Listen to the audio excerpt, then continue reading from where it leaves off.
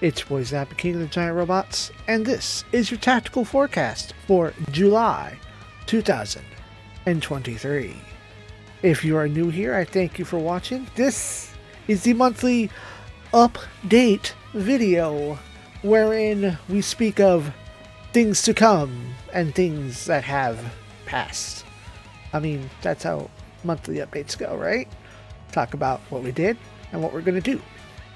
I'm just a smarmy little nerd, and I like to call that a tactical forecast. This is your inherent Gundam reference. For those of you returning, I thank you for watching these update videos. Surely you know what's coming up, but all the same, I like to keep things on my schedule. So, let us rock with our first day of the month, Saturday.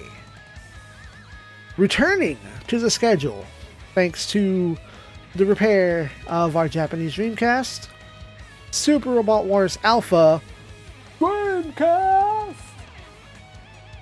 is back both yesterday and today, and will resume until further notice every Friday, Saturday, and Sunday at noon Central Standard Time. It's going to be interesting. I was reminded in one of the upcoming episodes that sometimes the plot dictates I get easy mode, and we just barely hit a 15-minute mark with an episode with a one-turn clear. Let's go, your boy do skill points. That said, moving on to our regular A-slot game of Monday through Thursday at noon Central Standard Time, the Conquest of Super Robot Wars Compact 2. We are well into the beginning chapters of the Cosmo Quake. I would open my emulator to get a proper Japanese name, but it's not that imperative. That said, I'm finding that because I have to use real robots, it's a bit more difficult to get those 6-turn clears. Also, second lesson was that it is more appropriate, I suppose, to use the WonderSwan emulator, even if I might like the shape and the layout and the presentation of the color emulator.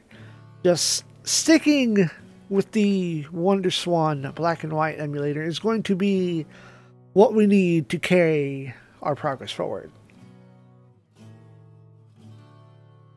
Third bit of learning is that it appears to have not truly mattered what characters had in their spell list going from part 1 to part 2, which is painfully apparent when it came to Zambot 3.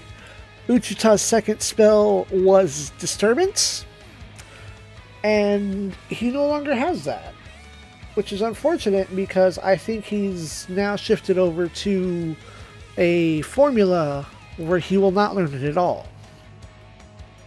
So I will have to go through and one by one get enough levels on characters to see what the formula has given them and who, if anyone, will even have Disturbance. At the very least, we have regular encounters with your boy Romstall.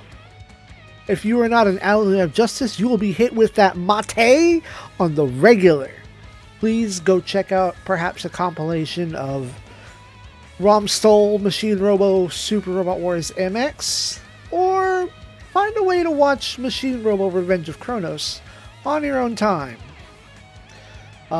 Him showing up is the most hyped thing in Super Robot Wars. Changed my mind.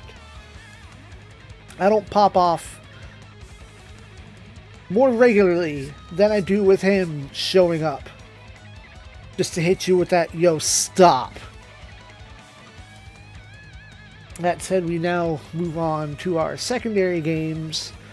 Once upon a time, I was tame and had regularity and sanity, and only did 3 games at a time. And then I decided, okay, let me just make this one game go faster. And then I decided, let me make this one game go faster. And then other games were released and came out, so on and so forth.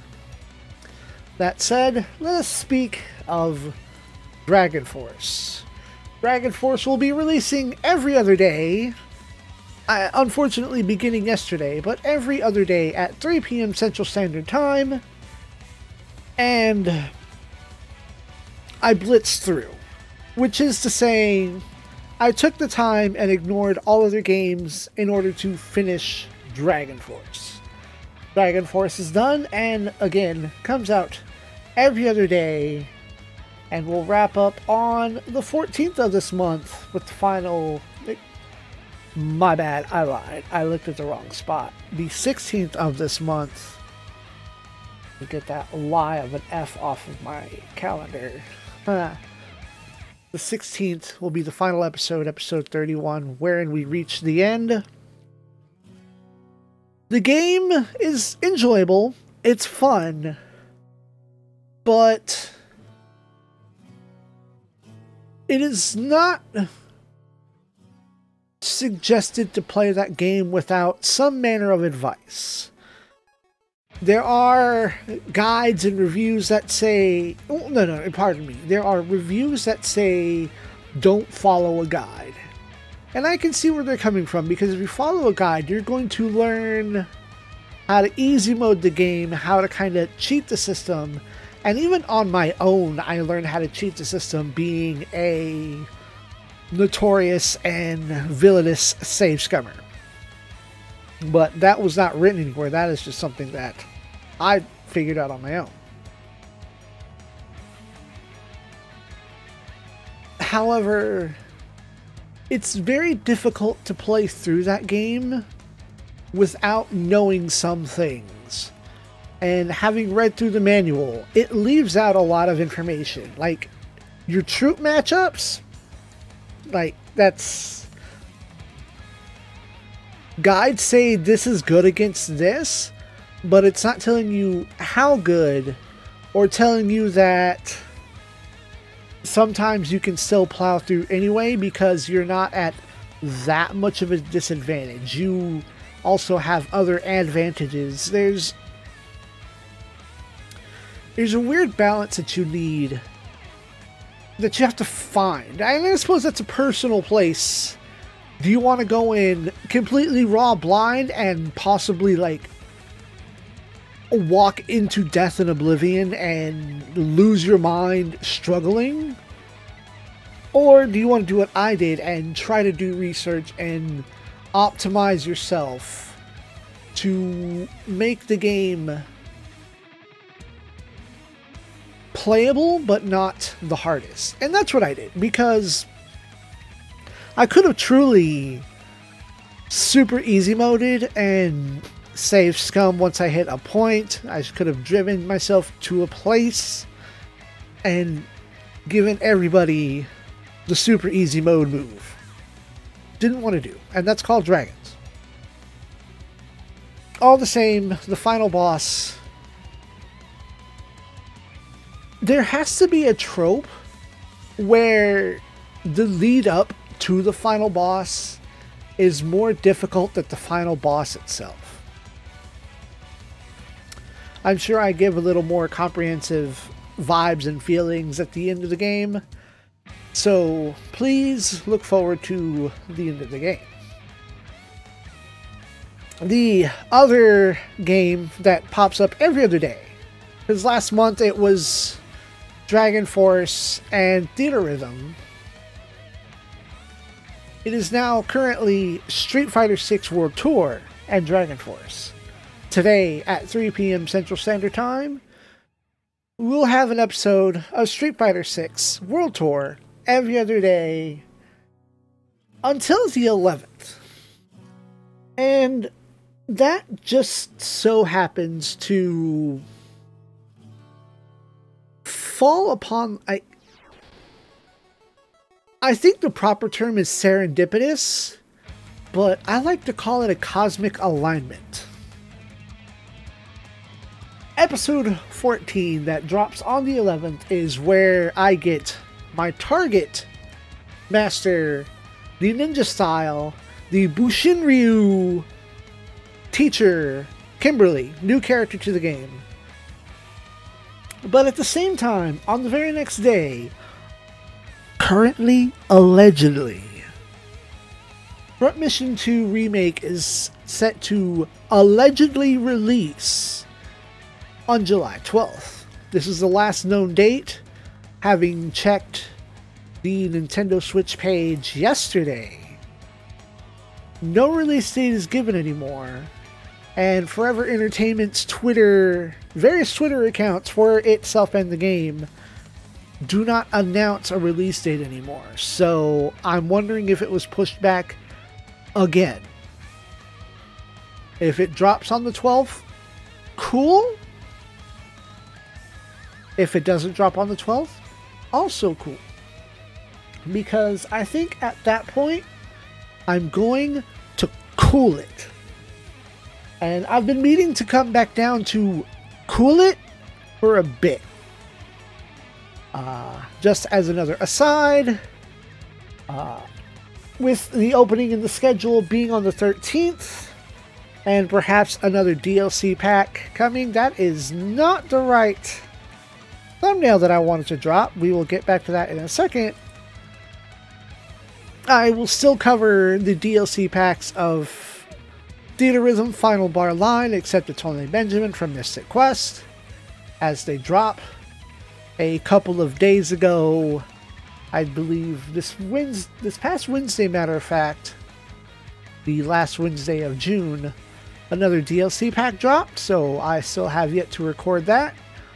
That will go up in the next available 3 p.m. slot, and at that juncture, we will still be another week away before another DLC pack drops. It will be late, but we will cover the DLC packs for Theaterism as they come out. Now, to speak more on Mystic Quest, back to this thumbnail. The last week of June, I was very honored and delighted to co-host Final Fantasy Mystic Quest on the Flightless Bird YouTube channel. We did 3 sessions at about 3.5 hours each and finished the game with flying colors. Got to reminisce, we got to talk a lot about our history in video games, a little bit of our plans going forward, such as various video games and the ilk. But that playlist you can find here on my channel. All the videos are hosted and available at your leisure over on flightlessbird_YT. And that said, when I had a plan for the next Roulette of Indecision, Mystic Quest was my pick to stick on that wheel. It's 6 games randomly chosen by elimination, 1 game chosen by me, and the 8th game is actually something that was gifted currently by Super Retro Theater. So I definitely want to give that a shot, because it's only fair that at least a gift be prioritized over everything else I'm doing. Mystic Quest is now off of that list, and I will put Street Fighter 6 back on that list, because running it back to Street Fighter 6, I think I got distracted. Street Fighter 6 World Tour is going on hold. This is the part of the cool it that I was talking about. I want to slow down, and I also, the World Tour is a lot of kind of open world stuff that I want to run around and do and kind of some of that stuff that you unlock requires grinding and fucking around and finding out. And if I don't know how to put this, I want to play through and share the story mode with y'all. However, I also kind of want to play the game at my leisure. So it's this weird balance. So what I think the plan will be is just put it on hold for now. Put it on the back burner. If I get some free time, which is probably later on today, I'm going to run through, mess around, grind, gain levels. You know, at least maybe in all the saws that I have available. And when there is more free time, then maybe I'll put up an episode of Street Fighter. I'm not going to hold myself to it on schedule. Now, it is with this sense of cool it that the latter half of the month will only be 2 games. I normally do 3, and I think I need this cooldown period for several projects, several irons in the fire. I am going to, for fun and profit, throw the G-Savior thumbnail up there just because that's like, hey, we're just talking about whatever now. This is the whatever and the goings on and the plans that are not the actual schedule part of the video. I still need to find out how exactly I'm going to approach writing and translating a guide for Compact 2 Part 3. Like, the plan in mind is maybe start the game just on the side in free time and hustle time, you know, for hustle time. What? Where was I going with that? Start it with I stammer a lot. Thank you for tolerating my poor speech patterns. The plan is to probably find a time to play the game and do what I did about a year ago for Real Robot Battle Line.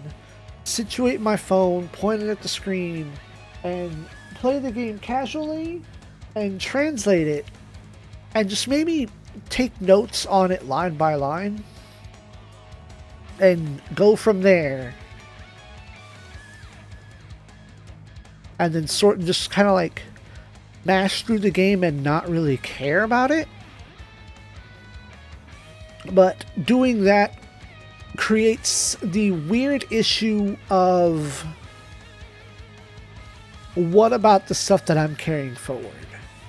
Because I would have to finish part 2 to carry forward data into part 3 and have a more accurate translation. But at the same time, it would appear that the current guide for part 2 does not account for playing part 1 beforehand. So it's considering you've gone in raw. Matter of fact, let us take a moment here. Get all my correct pages in order.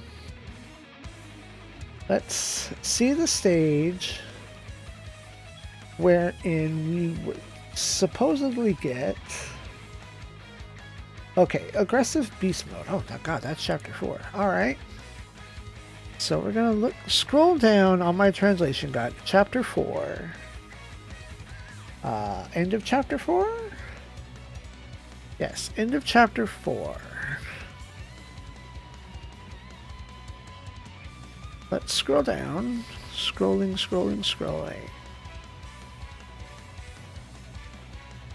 Alright, none of those are...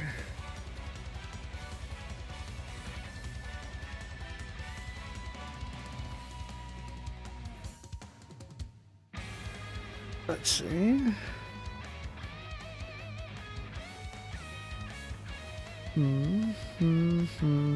Yeah, it's the last part of chapter 4. Da, da, da, da. Okay, it does mention it. If still on part 1, you upgraded all of Dankuga's stats and weapons at least one level each before sending into space, you will now learn the early effort prevented Dankuga from developing mechanical problems. This bought Rio just enough time to restore the CBF machine's ability to enter aggressive beast modes. In other words, Dankuga's new attack, Aggressive Beast, will be available from now on.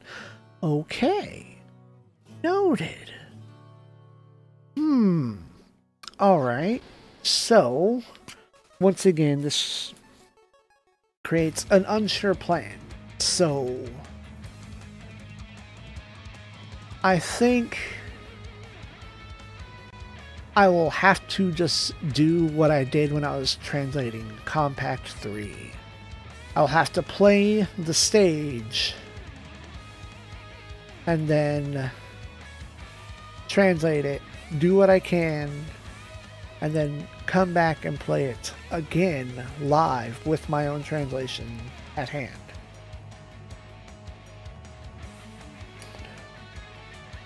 And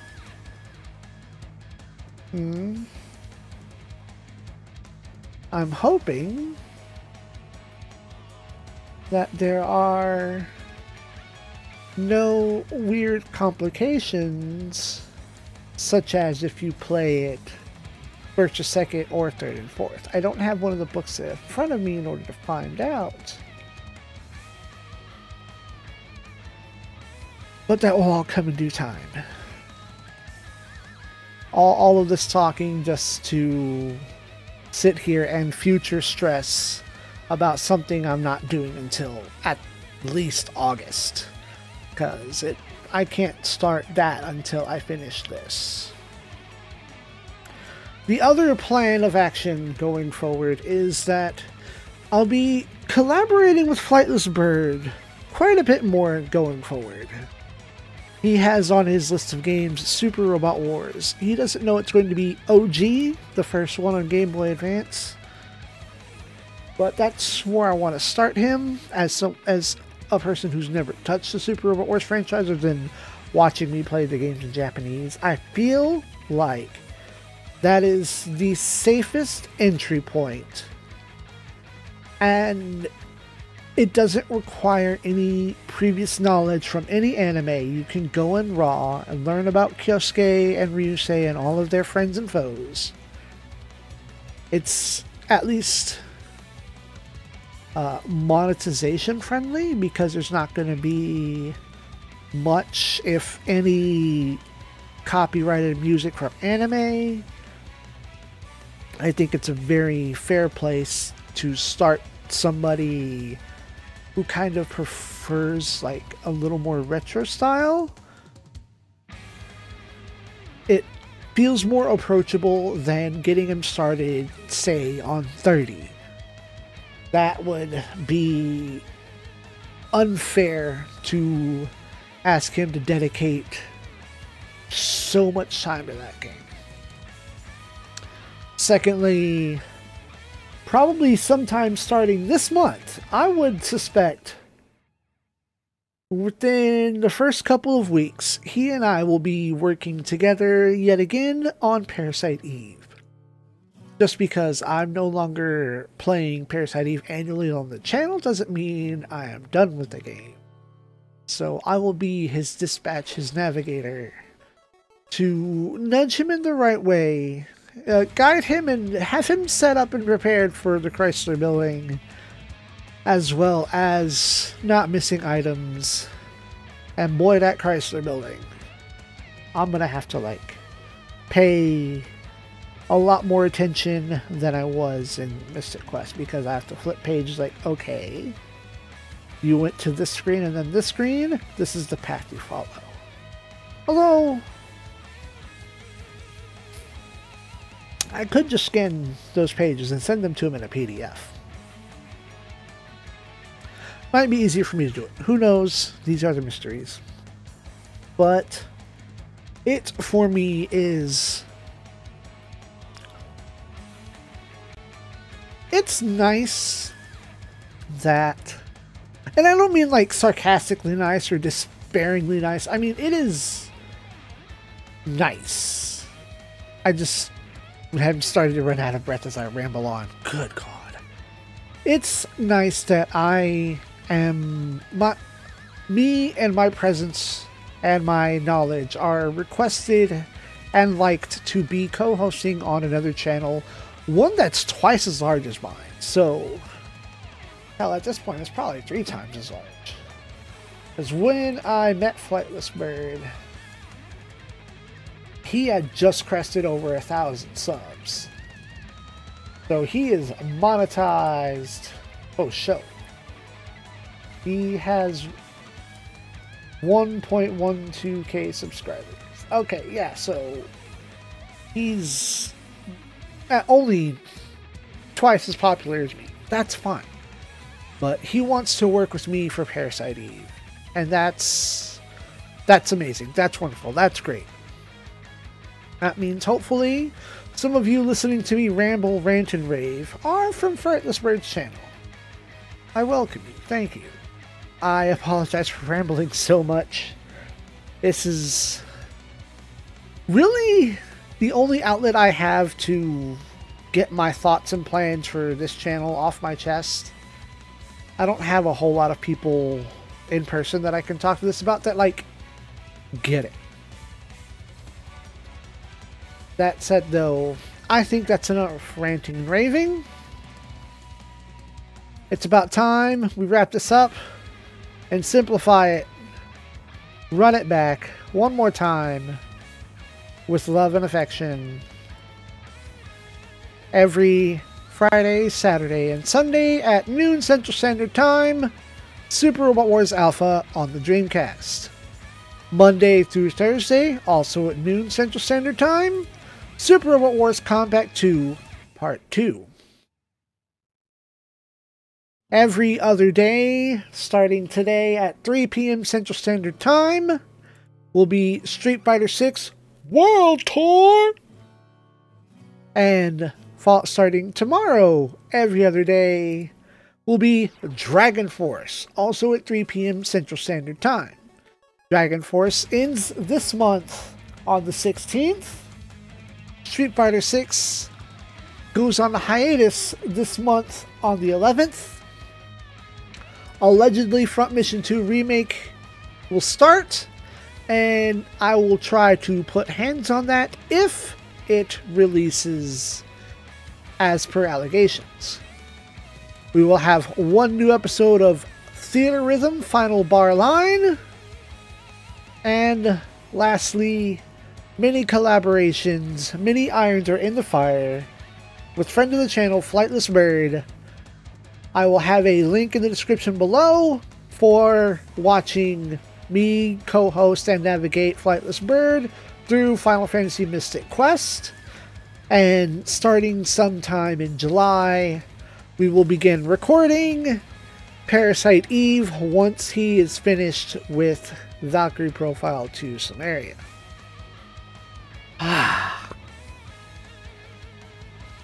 Many irons are in the fire, but there's not so many that I can't juggle them all. These are new and different and exciting irons in this new age of I finally fixed the audio, which is the most important announcement that I can make at the end of this video, having forgotten for the entire currently 29 minutes of ranting and raving. You will see when the audio correction videos go live, I've switched back to the old rainbow colored space swirl that I had some months ago.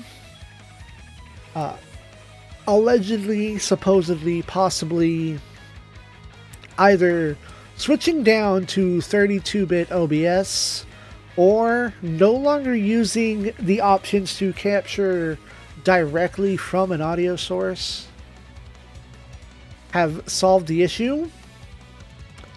There will be a couple of experimental videos probably in Final Bar Line today, or I will record that today, wherein I will see if that was the issue.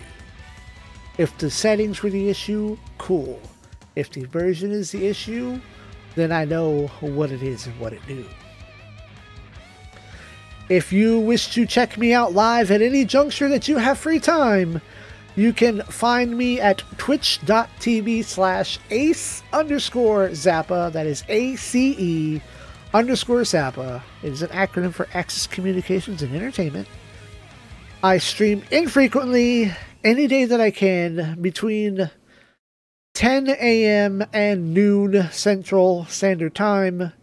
Typically, I record an episode, a stage of a game, or about an hour to 2 hours, depending on when I actually start. If you wish to help this channel grow, tell your friends who also like giant robot antics and retro video games that I am here recording good content for you in order to spread that to other people that you may not know. Please hit the like button. That helps the algorithm a lot. Watch the video to its completion. That too helps the algorithm. And allegedly, I heard a rumor, if you put it on in the background and walk away and set that to play at 0.25% speed, it increases the watch minutes time. So it makes YouTube think that you're watching the video more? The jury's out on that one, but the more you interact with my videos, the more it will spread to like-minded giant robot and retro video game lovers. And really, I am on the cusp of hitting 500 subscribers. I don't suspect I will be anywhere close to 1,000. It has taken me 5 years to get to 500, but they are a precious 500 that have stuck with me with all of these weird robot antics. Hey, if you like giant robots, you are in the right place. Good night, Space Ones.